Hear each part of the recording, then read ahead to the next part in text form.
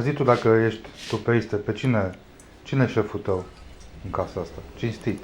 Șeful meu? Da. Nu am șef. Hai, recunoaște că eu sunt șeful tău. Recunoști? Hm? Nu. Dar cine e iubitul tău? Eu sunt iubitul tău. Da? Și ce faci tu pentru iubitul tău? Acum nimic.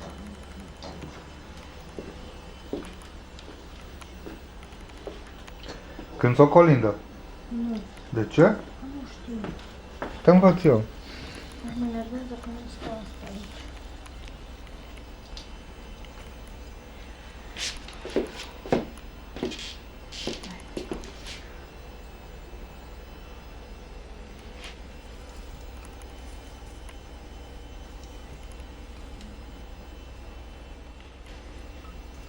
Foarte frumos ai făcut. Știi?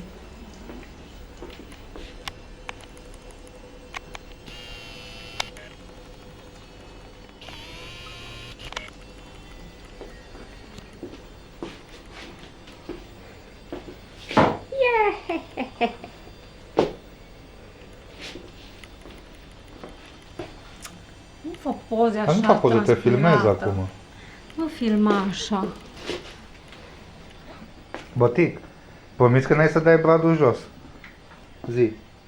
Promiți? Spune, miau, miau. De ce? Să stea prea frumos? Acum vedea că aveam niște nuci și mere și Că portocale. putem să luăm. De unde? Are bunii nuci în boxă. Da, dar nu avem portocale. Le luăm în leasing. Păi ne oprim și luăm de undeva portocale, că durează. E frumos. La încoșul unde e rola aia de izolizman. Raul! Hai repede, Nu poate să vină, repede! că se joacă FIFA. E obosit, ești prea grasă. Te trag țâțele în față. Acesta este pomul lui Savu.